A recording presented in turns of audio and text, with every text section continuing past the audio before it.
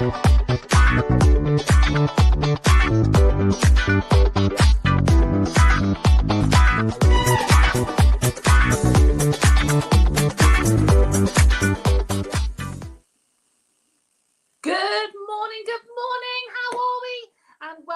to session 3, all about the Kingdom of Benin. And today we are going to be looking at art in the Kingdom of Benin. So hello to everybody as you are joining us. And while everyone is joining us, I have a question that I would like you to think about. And that question is, do you have a favourite piece of art? Now, when we're talking about art, we're not necessarily talking about a realistic painting of a landscape. We can talk about lots of things when you're talking about art. It could be a sculpture, it could be a painting, it could be a charcoal drawing, it could be a realistic painting, or it could be a more abstract painting, it could be a historical painting, it could be a model, like something that's made out of clay, something that's made out of lots of different things. So do you have a favourite piece of art? You could also even say that things like, if you have a beautiful piece of jewellery, do you think that classifies as art? Lots and lots of things. That would take a lot of artistic ability. Even lots of people would say that tattoos are art as well, and so it might be that your grown-up maybe has a tattoo or something that is your favourite piece of art. But their art can mean lots and lots of things. I'm going to start talking about my favourite piece of art. If you're watching on YouTube, you can have a little think and a chat with somebody at home, same as if you're on Facebook, you could share in the chat. I'm going to talk about my favourite piece of art. I don't know if I can turn it around the other way. This is my favourite piece of art. I'll turn it around, which is this up here. So this is is an original piece of art. It's an original oil painting. It's the only original piece of art I own or ever own. And the reason that it's my favourite piece of art is, I don't know if you can see, but down here there's two little people, and they're looking over what looks like a beautiful beach and sunset. And the reason I like it, I'm going to move my head, the reason I like it is because I just love the vibrancy of the colours. So that's my favourite piece of art, which you've probably seen lots, because I always do my lessons here, and it's usually behind me. But also up here I've got some various things made out of building blocks. So you could say that's that also classifies as art as well. But lots of ideas of what art is. And the reason that we're talking about art is because today we're going to look at things that they created during the Kingdom of Benin. But before we start that, I can see lots of ideas coming up in the chat. Thank you for sharing all of those. Is what is a guild? So that's what we're going to be thinking about first of all. Now, if you have done sessions with me before, you will know what a guild is, because we've looked at guilds before. So can you remember, if you have been with me, or if you haven't been to one of these lessons before, you might know also. If you don't know, you could maybe have a little guess. What is a guild? Because when we're looking at the Kingdom of Benin, we are considering guilds. The art of the Kingdom of Benin is very much linked to guilds. Well, I'm going to put you out of your misery, and well done if you can remember. Guilds are basically groups of people who share the same skill. So, for example, if you are all potters and you all make pottery and you're highly skilled at it, you know, you're not just some random in the street that's having a go at making a pot and being a potter. If you're actually a skilled potter and you sell your wares, then you would be part of the Potters Guild. But there's lots of different guilds in the Kingdom of Benin. So the doctors had their own guild. They even had an acrobatic guild. So if you were doing shows and you were doing performances and you were acrobats. That's also a form of art, which we haven't sort of thought about. So maybe a ballet or a piece of dance is your favourite form of art, because acrobats they also had a guild. So when we're talking about art, we're not necessarily thinking about a product. Now, we can't be sure how many different guilds there were, but historians estimate that in the Kingdom of Benin, there were over 40 different guilds. So I thought we could play a game. I'm going to tell you a variety of guilds, and I want you to work out which ones you think were definitely guilds, so groups of people that got together and swapped ideas and techniques. They were definitely all sharing a skill. And which guilds do you think I've just made up? So the first one is the Bronze and Brass Casters Guild. So casters is just a posh term for producing. We'll talk about how they did it, but basically you produce a cast and then you pour bronze into it. So it just means makers. So if you don't like the word casters, just use the word makers. Bronze and brass makers. Carvers, so wood carvers. Weavers, so people that are weaving cloth. Leather workers. Blacksmiths, so people working with metal. Palm wine tappers. So palm wine was a wine that was made during the Kingdom of Benin. It's to do with tapping the palm tree, and then whatever they do with that product turns into wine. Fishermen, farmers, medicine and herbalists, duck herders, traders, masqueraders, so they're people that wear masks and sort of dance and do performances, priests and priestesses, sculptors, dancers and performers, fortune tellers, potters, and embalmers. Embalmers are people that preserve bodies after somebody has passed away. So these are a variety of guilds. So my question to you is, which ones do you think were real guilds during the Kingdom of Benin? And which ones do you think I've made up? So what I would like you to do is go through the list and go, yeah, I definitely think that is, because I want you to work out which ones you think I've made up. Or maybe I'm tricking you. Maybe I've not made any of them up. What do you think? So have a little chat at home. I'm going to give you 20 seconds so that I'm not going too fast. Which guilds do you think were real, and which ones do you think I've made up?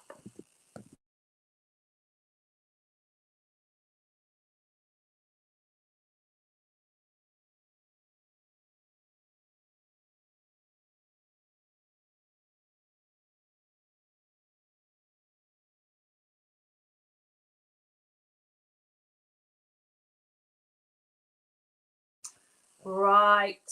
I'm sure there's lots of discussions going on at home. I'm sure your grown-ups possibly have their own ideas as well. Shall we make our own drum roll? Can you hear my drum roll? Well, I shall tell you that the guilds are all real guilds from the Kingdom of Benin, apart from, I almost need some tense music. Are we ready? I think some of you have got it. Duck herders. So I made that one up. I saw a random reel earlier this week of people that were herding ducks with a flute, which is why that was in my head. But there was no Kingdom of Benin Duck Herders Guild. But other than that, all of those guilds were guilds during the Kingdom of Benin, including fortune tellers and masqueraders, but they were all guilds. Now, why were guilds important? Well, the system of guilds was one way that the Oba, who is the king, helped secure power over the Kingdom of Benin. Because basically, when you've got people grouped together, and you know everybody that belongs to that guild, they can produce services that the Oba needs. And although the Oba didn't obviously have everything that each guild produced, and wasn't the only person to use those services, the Oba was able to secure and to be in control of what each guild did, how those products were traded, and the fact that the Oba should be served first. So the guilds are really important as a kind of a method of organising the Kingdom of Benin. So if you were part of the Potters Guild, then you had to sort of stick to the rules and how things were to be traded. And obviously you had to serve the oba first before you produced any pottery that you could sell for others. It was believed that the guild who cast in brass and bronze was only allowed to work for the oba. And so when we're looking at what was quite famously known as the Benin bronzes, although as I've mentioned in both previous two lessons, they worked a lot in brass, but they are still known as the Benin bronzes, even if they're made out of brass. The brass and bronze guild only worked for the oba. And so when we look at artifacts that have been left from the Kingdom of Benin, there are an awful lot of Benin bronzes. We're going to look at why they were important today. But the palace of the oba would have been decorated with lots of these Benin bronzes because they were the materials only found in royal palaces. So you wouldn't have any of these Benin bronzes at home. You wouldn't have gone to the Bronze Guild and said, I really would like a bronze jaguar for my house, because the only person that was allowed to have bronze and brass statues was the oba. But the guilds are important for control over all of them. So I thought we'd look at some of the art from Benin. And I thought that we would look at the Benin bronzes because they are what is quite famous about the Kingdom of Benin. And I don't think you can look at the Kingdom of Benin without looking at the Benin bronzes. Now, brass heads were made to honour past obas and also liabas, who was the mother of the oba. So the mother of the oba was also seen to be incredibly important because obviously if we remember from last week, the oba was seen to be a god that lived in two realms. And so the mother of the oba was obviously also incredibly important. And so what we're going to think about, we're going to look at some of these Benin bronzes, particularly these brass heads. And we're going to think about what useful clues, what can these artifacts tell us about the Kingdom of Benin. So we're going to look at some of these beautifully created brass heads. These are all heads of the oba, of different obas through time. But if an oba was particularly important, and the last one is of one of the oba's mother, so the bottom right is a bronze head commemorating one of the oba's mother. So these are incredible brass heads. So they've been cast. So how it works is you would make the model out of wax, and so it would all be beautifully made.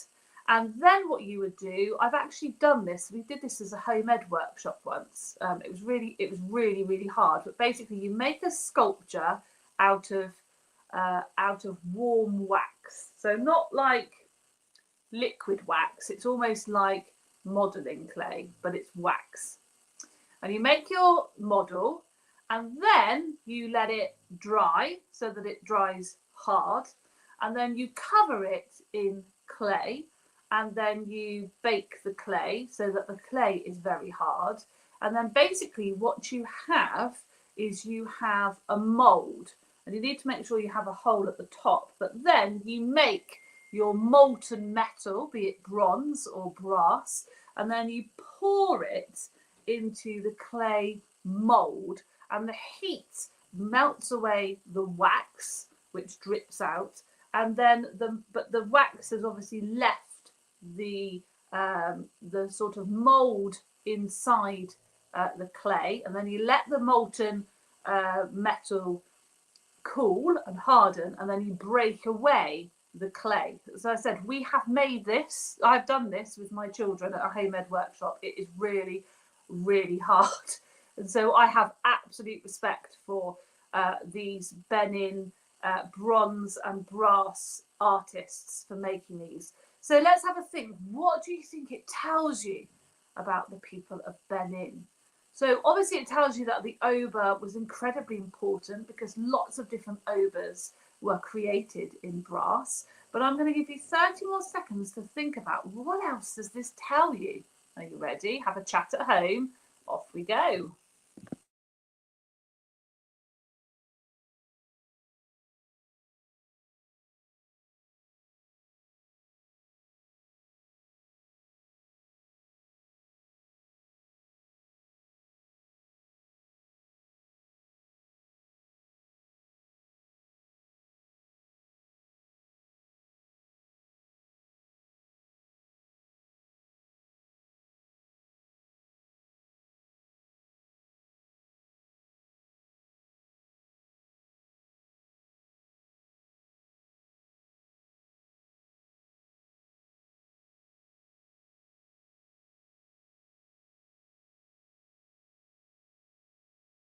So obviously there are lots and lots of different things that it can tell you.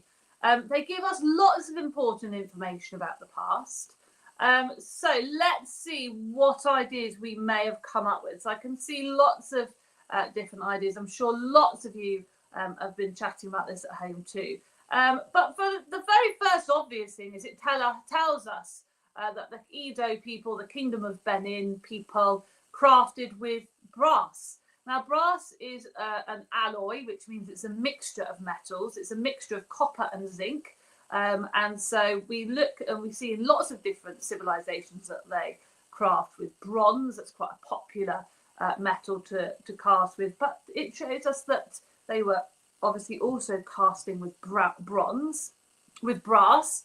Also, how powerful the oba was, that they wanted to commemorate all of these obas by making these beautiful, beautiful sculptures. And a lot of them, the eyes are made really, if you looked carefully, you might have looked at the eyes. The eyes are made in such a way, which is really clever, that it looks like the oba can see all around them. So the eyes are often quite big in these sculptures, and it's to show how powerful the oba was, the idea that he was all seeing. It also gives us, so well done if you got this one, an idea of the types of things that they were wearing. So we can see sort of a lot of this neckwear. We can see the types of crowns that they have on, some of the jewelry that they're wearing.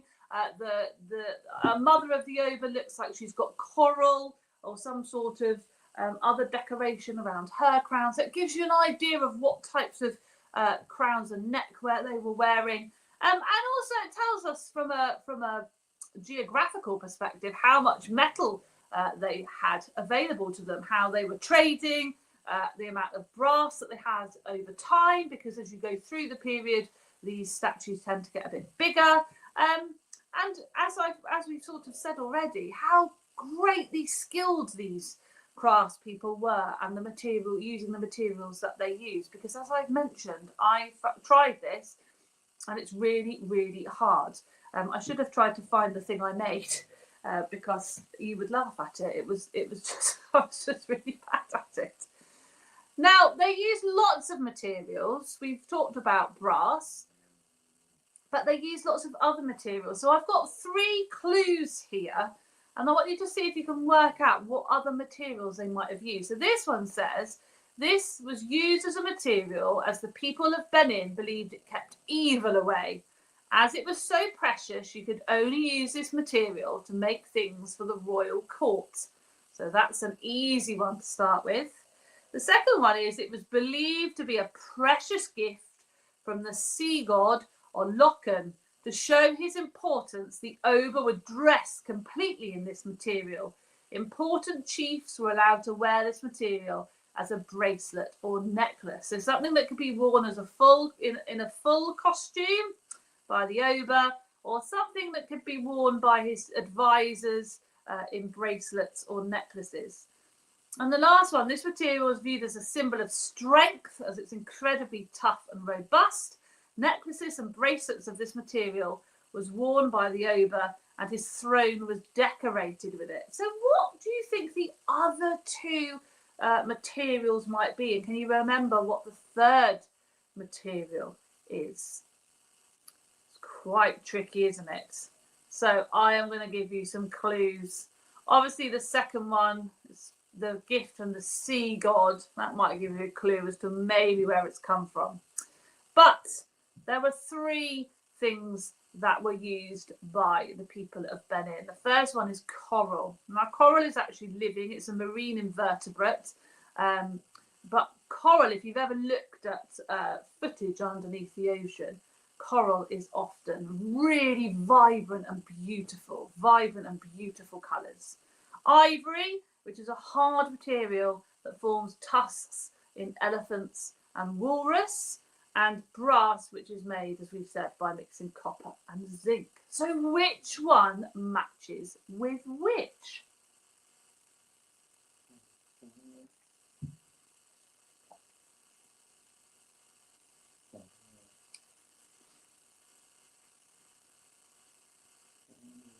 Please excuse my doggy snoring, if you can hear her. Right, I think most of us have got it. This is the answer. So lots of things were made of brass, as we've said, but only if you're making things for the royal court. Coral was used to make materials such as bracelets and necklaces, but there were instances of the oba. There's evidence to suggest that oba would often wear whole costumes, whole dress completely in this material. Again, to show, the importance of the oba. And then ivory, which obviously we don't use today. It's a banned material today. In the past, it's been used for things like piano keys, but it does involve, sadly, the hunting of elephants and walrus. So we don't use ivory today. But in the past, ivory was used because it's incredibly tough. And so it was used to sort of symbolize strength. And the thrones, and I saw some amazing thrones last week that some of you created. The thrones often were decorated, particularly the side of the oba's throne, in ivory to show the oba's strength. Now, we are going to look at some more beautiful objects from the Kingdom of Benin. So the first one is this. Now, this is the top of a stool. And I want you to look really closely. I'm going to take off my camera so that you can look really, really closely. I want you to think about what you can see. So look really closely at all the things that you can see carved there. What do you think is carved into it? So this is obviously made of wood. So this is a different material from bronze and brass. But what can you see? And what do you think it tells you? It tells you obviously that there is some beautiful crafting going on as well from the people of Benin.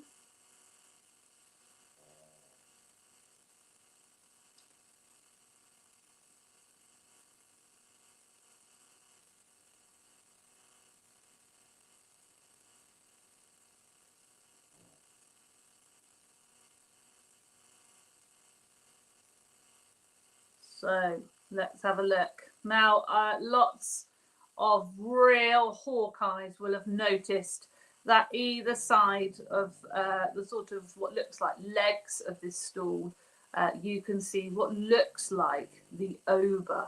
As you can see, the beautiful headdress. So this is from around about the late 1800s. So this sort of all the years that begin 17 something. It was actually a stool the oba sat on. Now, if lots of you might have noticed that there is a leaf-shaped ceremonial sword in the scene. So they're holding these model obas, this leaf-shaped ceremonial sword, and this is known as an ebon. And ebons could only be owned or made with the permission of the oba. So another example of symbolising that authority. So this type of stool is known as an agba. It's been beautifully carved. So you can see the oba. You can see that they're accompanied by lots of attendants either side at the top. And you can see again that the legs of the oba look kind of quite scaly.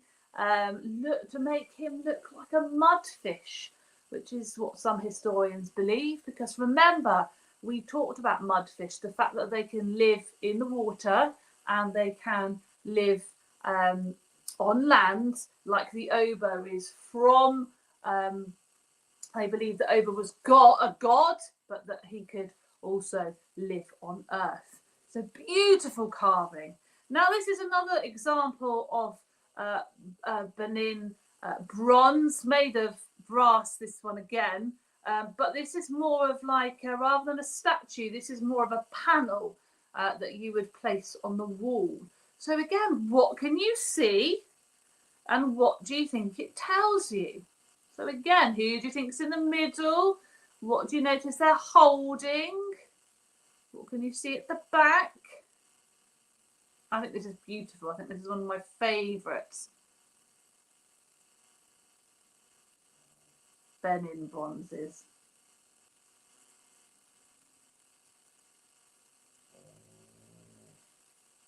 Snoring, doggy. Everybody doesn't want to hear you snoring. Right, so the first thing you've probably spied is the leaf-shaped sword again. It's a beautiful looking sword. And the armour. So these, potentially it could be in the middle, it could be the Oba, it could have just been another warrior, but you're absolutely right. It's that leaf-shaped ceremonial sword called an ebon. And there are lots of these plaques that tell different stories from the history of the Kingdom of Benin. What's really interesting, if you spotted this, is that some of the attendants have bells around their necks. So well done if you spotted it. If you didn't, the easiest one to see is the soldier on the right-hand side, and they have a bell around their neck. The soldiers in the Kingdom of Benin would wear brass bells as part of their armour. And so the idea was that when you turned up to a battle, your bell would make, like if you had hundreds and hundreds and hundreds of soldiers and all the bells were ringing, it would scare the enemy away, and the loud noise would make the soldiers feel braver. So part of the armour of the people of the Kingdom of Benin was to wear this bell around their neck. And then you can see, if you've looked really closely, it's quite hard, but there are also underneath the armpit of the middle soldier is the easiest to see. There's water hyacinths, which again associates with the powerful god Alokan, the god of the water and the god of the sea. So another beautiful one. Now, what do we think this is?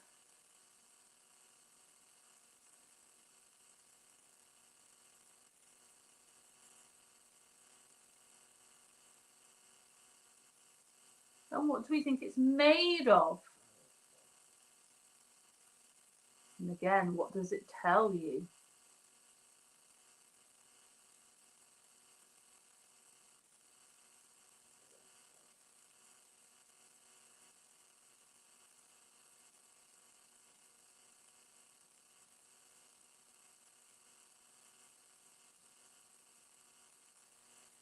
Right, well, I think lots of you have got it. It is a coral beaded necklace. So they're made from coral, they're polished, they're shaped into these beautiful beads. And they were highly valued. They were worn as decorations at weddings and funerals, and depending on how elaborate your coral jewellery was, showed how important the person was. And actually, the Oba would wear, and the Oba's mother would wear coral on their crowns. They would also wear necklaces. And people in Nigeria, if you've ever seen a festival or a wedding that is from Nigeria, people in Nigeria, they still wear coral beads, particularly at weddings. And that is sort of honouring their culture of the Kingdom of Benin due to this use of coral necklaces.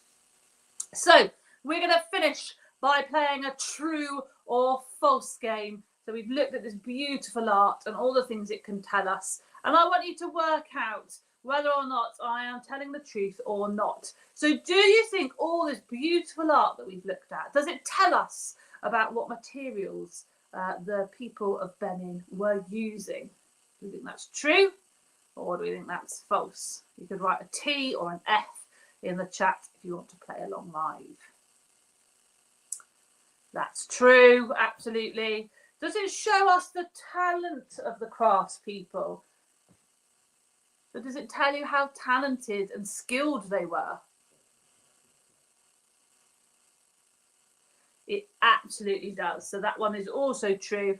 As I mentioned, I tried to make a metal sculpture in a similar way. It's really hard.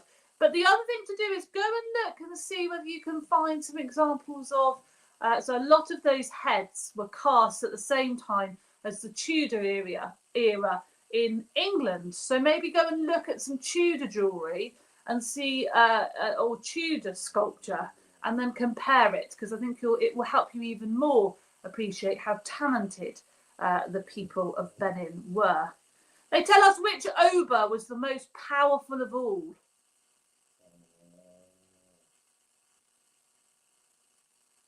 Well, that's not true. They tell us that the Obas were clearly powerful because they've been honoured in a lot of these head sculptures, but we can't tell from the art who was the most powerful. In fact, I don't think you'd ever have an answer to that, because everybody would have a different opinion. They show us how important the Oba was and how people believed he was like a god.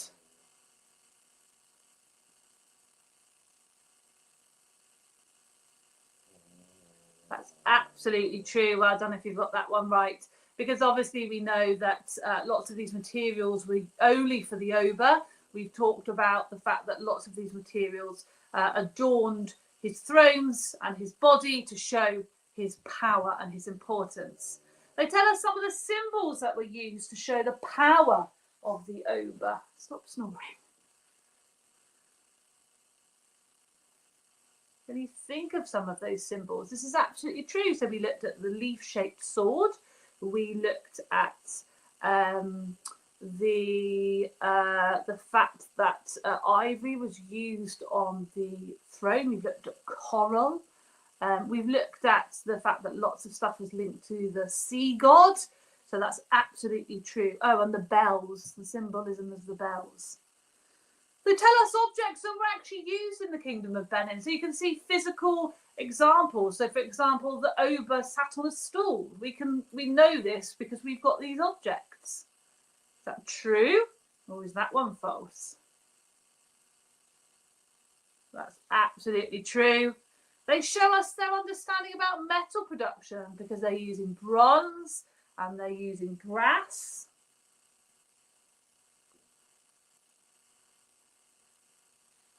That's another one.